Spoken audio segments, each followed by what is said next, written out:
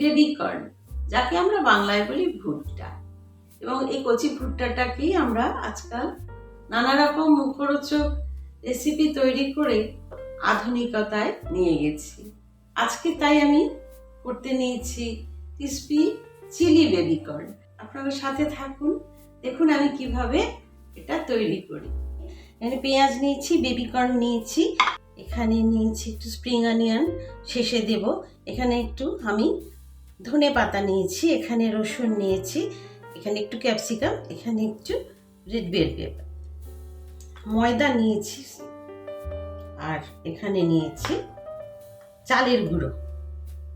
আর এই ময়দাটার মধ্যে কিন্তু একটু কর্নফ্লাওয়ার মিশিয়ে নিয়েছি।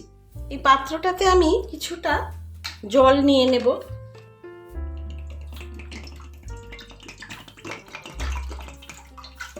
এই বেবি কর্নগুলো জলটার মধ্যে দিয়ে দিচ্ছি, এখনই দিয়ে দিচ্ছি। জলটা উষ্ণ গরম হয়ে গিয়েছে। কিছুটা নুন দিয়ে দিলাম।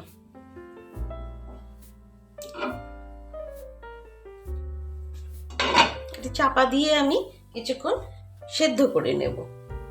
বেবি কর্নটা আমার মোটামুটি সেদ্ধ হয়ে এসছে। পুরো সেদ্ধ এটা হবে না, এটা ব্লাঞ্চ করার মতনই আমি করলাম। বেবি কর্নগুলো তুলে নিচ্ছি।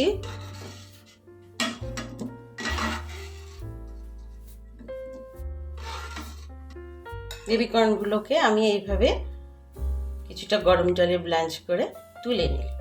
এই বেবি কর্নগুলোতে আমি এখন কর্নফ্লাওয়ার আর ময়দা যেটা আমি মিক্সড করে রেখেছি সেটা কিছুটা ছড়িয়ে দেব।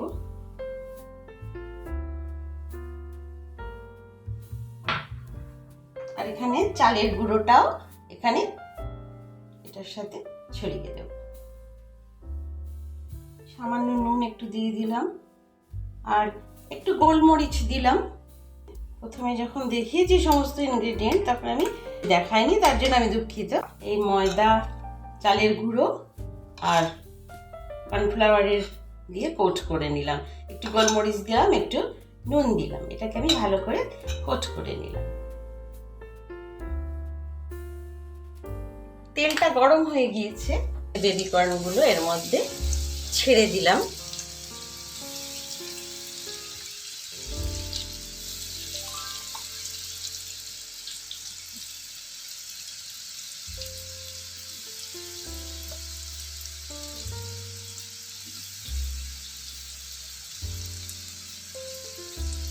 খুব বেশি ভাজা না, অল্প ভেজে আমি তুলে নেব।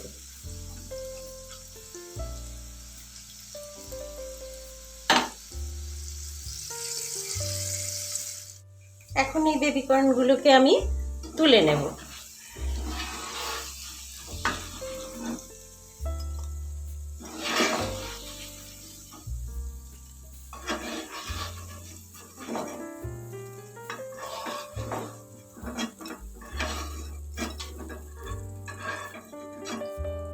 এই তেলটার মধ্যে এবারে আমি দেব রসুন কুচি, আর বেল পেপারগুলো দিয়ে দেব, আর ক্যাপসিকাম। আমি খুব অল্প পরিমাণে এগুলো নিয়েছি, এটা তো গায়ে মাখা হবে, এটা তো কোনো আলাদা গ্রেভি বা কিছু হবে না।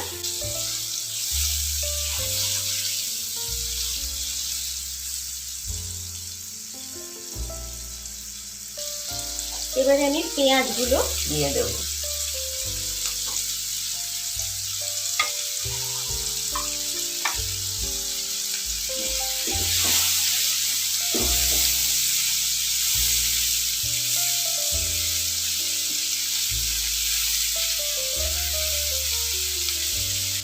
এখন আমি এটার মধ্যে কিছুটা সয়া সস দিয়ে দেব।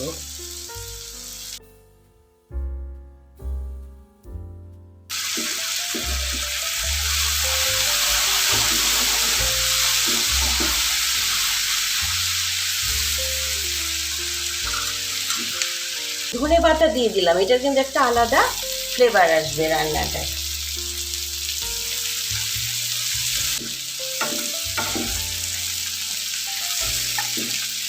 এখন আমি বেবি কর্নগুলো দিয়ে দিলাম।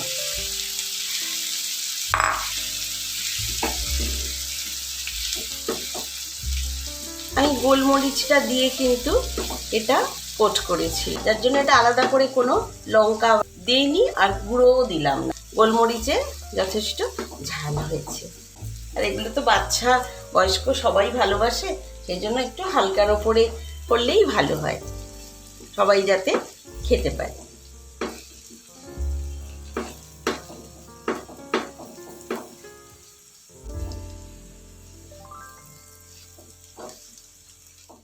তৈরি হয়ে গিয়েছে আমার ক্রিস্পি চিলি বেবি কর্ন।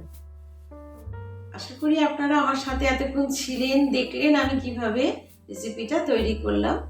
আপনারাও এইভাবে বাড়িতে তৈরি করবেন এবং যদি খেয়ে ভালো লাগে তাহলে আমাকে কমেন্টে কিন্তু জানাবেন। ভালো থাকবেন, সুস্থ থাকবেন। নমস্কার।